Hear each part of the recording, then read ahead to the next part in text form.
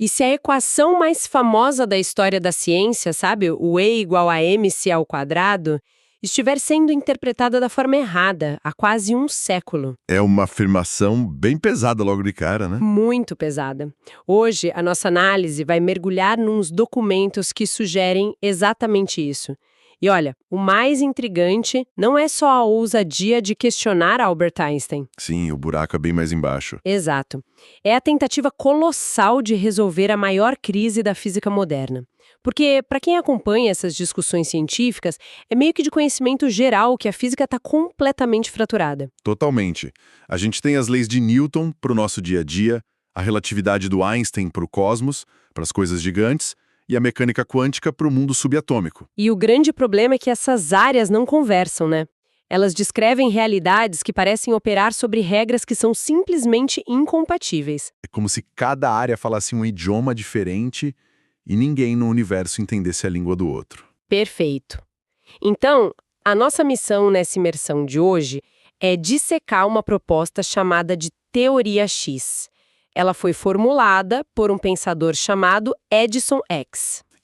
Isso. E o foco principal do material que a gente tem em mãos hoje é uma metateoria super ambiciosa chamada de 13ª lei, ou a lei das causas e efeitos. Ela promete ser tipo o tecido matemático capaz de costurar todas essas áreas da física de uma vez por todas. E, sério, para quem está sempre em busca de entender o quadro geral das coisas, preparem-se para uma viagem intensa, porque eu tô bem animada para desempacotar isso. E eu acho que o ponto de partida mais sólido para a gente entender essa proposta não é tentar julgar quem está absolutamente certo ou errado logo de cara, sabe? Mas sim observar a engenharia dessa teoria. O material traz um debate filosófico e matemático que é muito profundo. O X sugere que aquele abismo entre a gravidade e as flutuações probabilísticas das partículas quânticas é só uma ilusão. Uma ilusão criada pela nossa forma de observar, né? Exatamente, pela nossa forma fragmentada de observar a natureza. Mas assim, para chegar na complexa equação diferencial que unifica tudo isso, o texto propõe primeiro uma desconstrução severa da base de tudo, da relação entre massa e energia. E aí que o terreno fica bem turbulento, porque a discussão vai direto para o coração da física do século XX. O debate foca justamente no E igual a mc ao quadrado. A vaca sagrada da física. Sim. A visão clássica que foi consolidada pelo Einstein e que é ensinada em qualquer curso de física básico é de que a massa se transforma literalmente em energia. Existe uma aniquilação ali. A defesa do Einstein nos textos representou o consenso atual, né? Em processos que acontecem, digamos, dentro do núcleo de uma estrela ou numa fissão nuclear, a matemática exige que a gente veja o processo como uma conversão absoluta. A massa simplesmente deixa de existir. Isso. A massa, com aquela inércia e o peso gravitacional dela, some daquele estado e passa a existir puramente como radiação e movimento. Ok, vamos desempacotar isso e jogar duro com a visão do Edison X aqui. Ele introduz a teoria X afirmando que essa conversão, na verdade, é uma ilusão visual. Uma ilusão? Exato. Ele diz que massa e energia não se convertem porque, bem, elas já são a mesma coisa, só que operando em polaridades opostas, como os polos de um ímã magnético. Mas, peraí, como a gente pode aceitar que não há conversão? É contraintuitivo, eu sei. Muito. Pensa numa detonação de uma bomba atômica. A gente vê, literalmente, um pedaço físico de plutônio se transformar numa explosão que oblitera uma cidade inteira. A massa sumiu e virou destruição. Como que o X pode dizer que isso é só uma mudança de polaridade e não uma destruição real da matéria? Olha, essa objeção é perfeitamente válida e é justamente o cerne desse embate nas fontes. O que o X argumenta não é negar a explosão ou a liberação da força, sabe? Ele está redefinindo o que a gente chama de massa. No modelo da teoria X, a inércia, que é aquela característica que faz a gente sentir a massa como algo sólido e pesado, é só a face visível da resistência ao movimento. É uma substância única e primordial. Tá, me dá um exemplo visual disso. Pensa num ímã. Você tem o polo norte e o Polo Sul, certo? Certo. Quando a gente gira esse ímã, o Polo Norte não se converteu no Polo Sul. A estrutura magnética inteira apenas mudou a face que está interagindo com o ambiente ali. Para o X, a energia é eterna e imutável na essência dela. Então, na bomba atômica, a massa não sumiu? Não sumiu. A energia potencial, que estava estruturada num nível altíssimo de densidade e resistência, que a gente chama de inércia, sofre um colapso estrutural. Ela muda violentamente para o estado de radiação e movimento. A substância base é a mesma. Nossa, então a ilusão de conversão acontece porque os nossos instrumentos de medição são projetados para ler inércia de um lado e calor do outro? Exatamente. A gente trata como entidades separadas porque nossos aparelhos medem coisas separadas. Para tentar deixar isso ainda mais claro para quem está escutando, o texto traz umas analogias bem fascinantes. Tem uma específica lá sobre um animal devorando o outro na natureza. Ah, essa é muito boa. Sim, e a princípio parece uma metáfora bem estranha para falar de física quântica, né? Mas a ideia é que quando um predador consome a presa, a massa física do alimento não está sumindo num passe de mágica para virar a energia cinética que faz o predador correr. De jeito nenhum. O que está acontecendo em nível molecular é que as ligações químicas, ou seja, a energia potencial que estava armazenada na estrutura da presa, estão sendo quebradas e reaproveitadas. É energia devorando energia e só trocando de roupa. A massa física que a gente percebe ali é só um veículo temporário. Faz sentido do ponto de vista físico? Faz todo sentido. Essa analogia biológica ilustra perfeitamente o conceito de continuidade. Para o X, não existe descontinuidade real no universo. Tudo flui. Tudo flui. O que importa nessa discussão inicial é o alicerce que ela cria, sabe? Se a gente abandonar a ideia de que coisas fundamentais simplesmente surgem ou desaparecem por conversões mágicas, a gente aceita que tudo é um fluxo constante da mesma substância. Apenas alternando as polaridades. Exato. E a implicação natural disso é que tem que existir uma regra, né? Um operador matemático absoluto que governa esse fluxo inteiro. E é isso que nos leva diretamente à espinha dorsal desse nosso mergulho, a 13ª lei, que é um nome que o X dá para a lei das causas e efeitos. O texto define essa lei de um jeito muito poético, mas com umas implicações físicas bem brutais. Brutais mesmo. Diz lá, todas as causas têm seus efeitos, todos os efeitos têm suas causas. Tudo é simultâneo, um a um. Mas para que isso funcione, o material redefine duas palavras cruciais que a ciência e a gente no dia a dia usa de forma muito liberal, que são acaso e vazio. A abolição total desses dois conceitos é o que dá o tom radical da teoria do X. Porque, na perspectiva convencional, o vazio é a ausência de matéria, tipo o vácuo interestelar, né? O espaço entre as estrelas, sim. E o acaso é a imprevisibilidade inerente da natureza. Mas o texto afirma categoricamente que o vazio e o acaso simplesmente não existem. Eles são, na verdade, só nomes convenientes que a gente dá para as leis que ainda são incógnitas para nós. Leis desconhecidas. Então, o universo, segundo essa meta-teoria, é um tecido infinitamente denso. Infinitamente denso, totalmente preenchido por forças e absolutamente interconectado. Se o vazio não existe, não tem quebra na transmissão de informações. E se o acaso não existe, cada microevento tem uma raiz causal perfeitamente definida. Trazendo isso para a realidade de quem acompanha a gente, que talvez goste de ter esses momentos de epifania sobre como o mundo funciona, a ideia de que absolutamente nada é aleatório causa uma quebra de paradigma gigantesca. É quase perturbador, né? Muito. Significa que uma tempestade súbita ou uma mutação genética ou até uma flutuação quântica que os cientistas sempre chamam de imprevisível, na verdade, não carregam nenhuma aleatoriedade. Nenhuma. O acaso é só o atestado da nossa própria ignorância momentânea, sabe? É a nossa incapacidade tecnológica ou matemática de mapear o que o texto chama de um imenso emaranhado de causas. Um emaranhado que se une de forma multifatorial para gerar aquele efeito específico. A consequência disso na filosofia da ciência é colossal. A gente está falando da restauração de um universo estritamente determinista, só que numa escala de complexidade que é quase inimaginável para nós hoje. As causas se organizam, geram um efeito, e quando perdem essa organização estrutural, o efeito se dissolve. Perfeito. Contudo, debater a ausência de vazio num universo filosófico é uma coisa, né? O desafio real, o que realmente separa uma teoria séria de um mero devaneio, é a matemática. Como é que a gente traduz emaranhados causais e essa simultaneidade absoluta num formato que um estudante de física consiga de fato calcular? Pois é.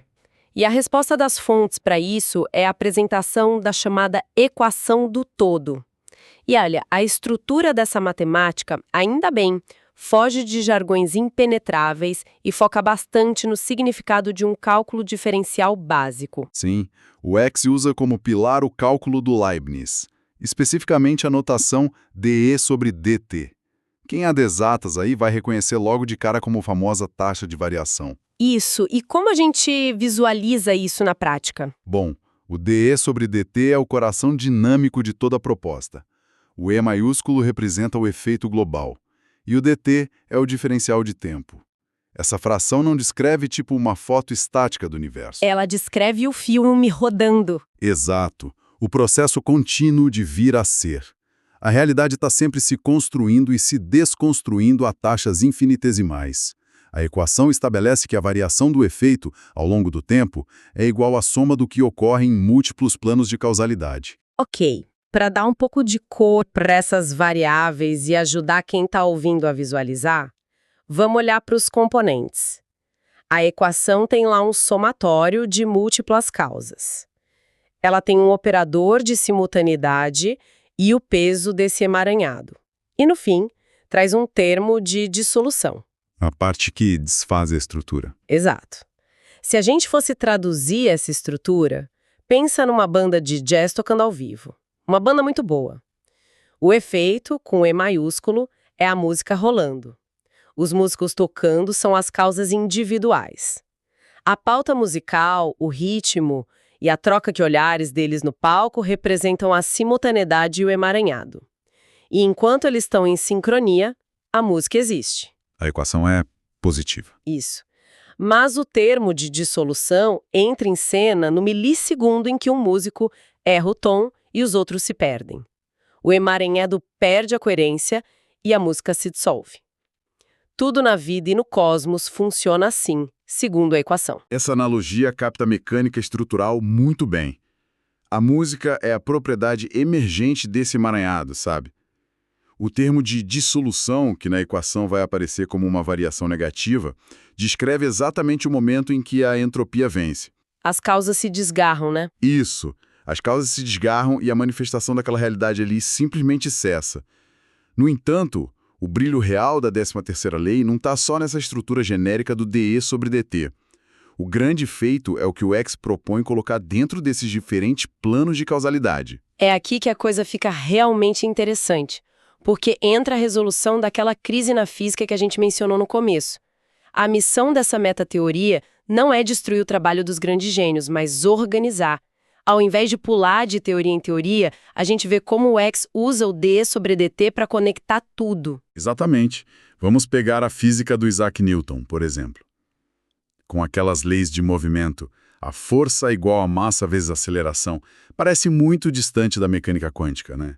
Sim, bolas de bilhar colidindo não parecem ter nada a ver com partículas quânticas. Mas na metateoria do X, a lei do Newton não é a regra absoluta de todo o universo. Ela é só o operador causal dentro do plano mecânico. Newton descreveu de forma brilhante como o emaranhado funciona em condições locais, com velocidades baixas e corpos macroscópicos. É a parte da equação que lida com alteração linear no nosso dia a dia. Isso. Mas o problema histórico é que as leis de Newton param de funcionar quando a escala aumenta drasticamente. Por isso a física parecia precisar de caixas separadas para explicar as coisas. Claro. Quando a gente sai das maçãs caindo das árvores e vai observar as galáxias se atraindo, a mecânica clássica simplesmente não dá conta. E aí que entra o Albert Einstein com a relatividade geral. Não para refutar o Newton, mas na visão do X para ocupar um plano causal superior. E a forma como o modelo do X integra o Einstein é uma síntese matemática super elegante. Na relatividade geral, a atração entre os corpos celestes não é uma corda invisível puxando os planetas. É uma consequência geométrica do espaço, né? Exato. A matéria curva o tecido do espaço-tempo e isso dita a trajetória dos outros corpos. Essa curvatura é descrita pelo tensor de energia-momento. Para a 13ª lei, esse tensor não é só uma descrição da gravidade, ele é a manifestação matemática do próprio emaranhado cósmico. O tecido do espaço-tempo é a malha causal em si. Perfeito. É a malha que mantém os eventos em simultaneidade na escala gigante. O dE sobre dt simplesmente absorve a relatividade como o motor causal no plano cosmológico. Só que tem um detalhe. O espaço entre os astros costumava ser considerado vácuo, certo? O tal do vazio. O texto aborda fortemente as equações do James Clerk Maxwell, que unificou eletricidade e magnetismo, e lembra da premissa de que o vazio é só uma lei incógnita? Sim, não tem espaço vazio de verdade. Então, o plano de ondas e campos do X incorpora o eletromagnetismo para preencher concretamente esse vácuo. O espaço interestelar está densamente preenchido por flutuações e ondas. A causalidade não dá saltos no escuro. Ela viaja por esse meio contínuo, garantindo que o efeito de uma estrela explodindo a milhões de anos-luz chegue aqui na Terra numa corrente ininterrupta de eventos causais. Essa continuidade é essencial para descartar aquela ideia de ação fantasmagórica que assombrava a física clássica. Mas a crise suprema da ciência sempre esteve no microcosmo, nas coisas muito pequenas.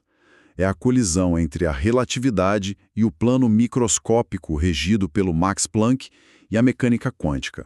Porque na teoria quântica padrão, o acaso puro parece imperar. Partículas não têm posições definidas, só probabilidades. Exatamente. Mas a 13ª lei diz que o acaso não existe. Então, como é que a teoria abriga a mecânica quântica no mesmo d sobre dt sem quebrar suas próprias regras? Parece uma contradição flagrante. E como as fontes resolvem isso? A solução está num dos fenômenos mais bizarros e fascinantes do universo, o emaranhamento quântico. Na física convencional, se duas partículas interagem e ficam emaranhadas, a gente pode separar elas por bilhões de quilômetros. Se você altera o estado de uma, a outra reage instantaneamente, sem atraso nenhum. Desafiando a velocidade da luz. Sim. E para o X, isso não é magia nem aleatoriedade probabilística. O emaranhamento quântico é a prova matemática definitiva da simultaneidade que a 13ª lei exige. Espera, isso muda tudo. Se elas reagem simultaneamente, significa que no plano fundamental delas, a separação de espaço e tempo como a gente conhece lá na física do Einstein não importa. Elas dividem o mesmo nó causal. Exato. A mecânica quântica deixa de ser o reino do acaso absoluto e passa a ser o nível de base onde essa interconexão global fica mais visível.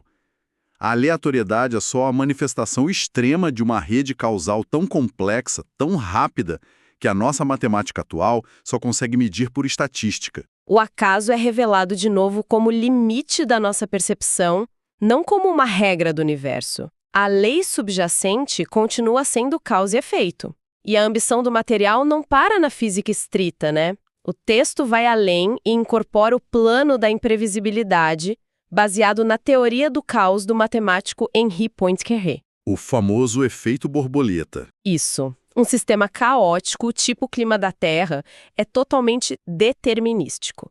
A gota de chuva cai porque pressões e ventos interagiram.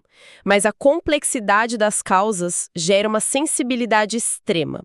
E a biologia entra nessa mesma esteira. A vida é descrita como o acúmulo de causas convergindo no DNA e nas redes neurais para criar o efeito da consciência. E o envelhecimento, ou a degradação celular, é só a manifestação daquele termo final da equação, a dissolução. O emaranhado da vida perdendo a coerência e voltando para o ambiente. É impressionante. E se a gente conectar isso tudo, qual é o valor prático de uma metateoria como essa para um estudante de física que está sofrendo para decorar um monte de fórmulas desconexas? Um valor prático é imenso. O X oferece um princípio organizador. Newton, Einstein, Maxwell e Planck não construíram realidades contraditórias. Eles só isolaram fatias diferentes de um único bolo matemático. A relatividade resolve o extrato gigantesco, a quântica resolve a fundação microscópica. A 13ª lei tenta mostrar que a aparente contradição some sob o guarda-chuva de uma causalidade universal operando em diferentes densidades. Nenhuma equação consagrada é jogada no lixo. Elas só ganham seu endereço correto na estrutura do cosmos. Perfeitamente dito. Então, o que tudo isso significa para quem está ouvindo? É um atalho mental espetacular. Ao invés de se sentir soterrado por teorias fragmentadas, quem absorve a ideia da metateoria passa a enxergar padrões. A gente passa a ver que a física, a biologia, a astronomia não são línguas estrangeiras incompreensíveis. Elas são dialetos diferentes de uma mesma linguagem causal. No fim das contas, é tipo parar de olhar só para as folhas solitárias de uma árvore balançando, achando que cada uma tem vontade própria, e finalmente enxergar a árvore inteira movida pelo mesmo vento num sistema único. E com a força dessa imagem mental maravilhosa, a gente chega à conclusão do nosso mergulho nos documentos de Edson X. Mas, seguindo a nossa tradição de sempre provocar a mente para ir além do texto, eu quero deixar uma reflexão final baseada nessa lógica determinista pesada. Lá vem, adoro essa parte. Pensa bem, levando a equação de Dewey sobre dt às últimas consequências, se a mecânica quântica e a teoria do caos provam matematicamente que o acaso absoluto é uma ilusão e que absolutamente nada escapa da lei de causas e efeitos, nada joga dados no universo, sendo assim, dentro desse emaranhado impenetrável de causas que forma nossa vida, até que ponto as decisões que a gente toma hoje são realmente livres? Nossa. Pois é, ou será que o nosso profundo sentimento de livre-arbítrio é apenas o efeito inevitável de milhões de causas microscópicas interagindo nos nossos neurônios, causas que, por puro apego à nossa autonomia, a gente ainda prefere chamar de liberdade? Fica aí essa reflexão pesada para acompanhar o estudo da física. Continuem questionando o que parece absoluto, mantenham a mente curiosa e até a nossa próxima análise profunda.